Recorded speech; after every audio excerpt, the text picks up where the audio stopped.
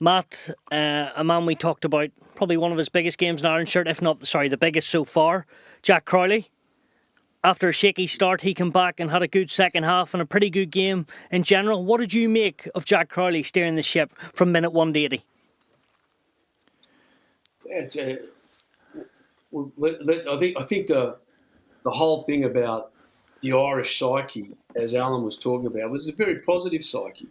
But the Irish people tend to talk in absolutes. And you hear what Queen was saying there. It was there was failure at the World Cup.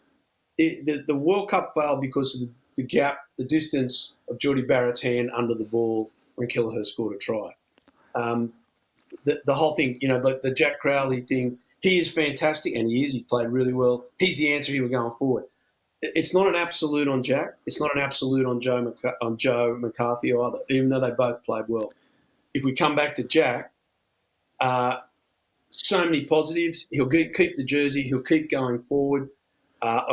If your team, as I said before, your team scores 5 tries, the 9 and 10 are doing something right, even though the forwards are laid it down. Jack has some things to work on, and this is not a negative because he is not the finished article. Let's not compare a young man in really only the second season of his professional career. I know he's longer than that, but the last season and this season are really where he's flourished and he's consistently getting starts at 10 for his province and for his national team. That is where you learn, and he is learning.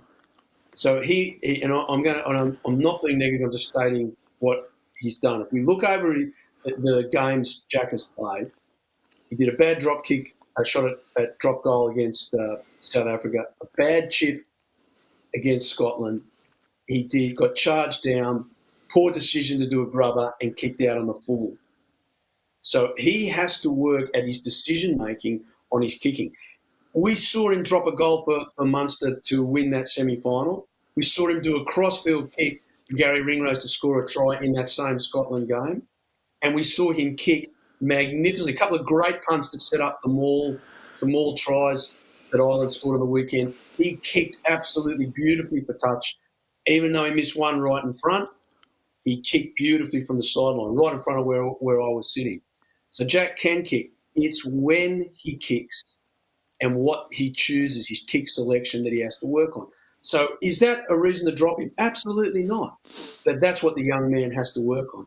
The second thing he has to work on, and again, I'm going against myself, I'm saying it's what Sexton used to do. Every time Sexton took the ball, he was doing what you tell the littlest player in rugby to do, run onto the ball. So when you go down to the under-8s, I remember when my son was playing with down the under-8s, saying to all the kids, don't stand there and wait for the pass, mate. Run, and then we'll pass it and you catch it as you run. A 10 must do that every time. A 10 must run onto the ball, be square. What does that mean? Run straight, get your hips parallel with the try line, the 22 and the halfway. Why do you do that? Because then you're a threat. And if you're a threat, you attract defenders.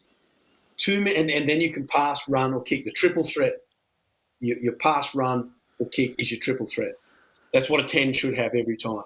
And too many times Jack was standing still, and that's getting his depth wrong. And that's what he's going to learn, getting his depth wrong, catch, pass without going forward. So what am I saying? I think that was without doubt a success for Jack. No two ways about it.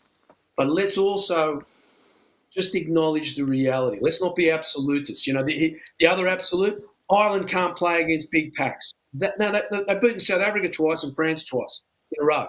So that's a myth that's gone. You have a bad day, you don't play well. So that people were saying this was an absolute. Ireland cannot play against big packs. And that's crap, and it's dead. So let's not get absolute with Jack. Let's give the young man some time. Let's understand he is learning. He is a work in progress, but he is hugely promising. And I thought he should come out of that game, especially mentally. And I thought the mental side, what Quinny was saying about the coaches, the mental aspect of the Irish play, the coaches deserve great credit. And no more than Crowley, who made mistakes early on, and many young players would go, I'm making mistakes. I kicked out in the full, grubbing it, I got charged down. And missed a kick right in front. That young man put it all behind him and just got on with the game and played really well.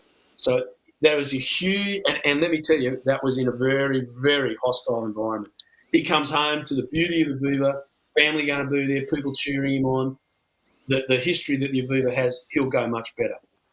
But that, Jack, is a work in progress, a positive one, and he'll keep going forward.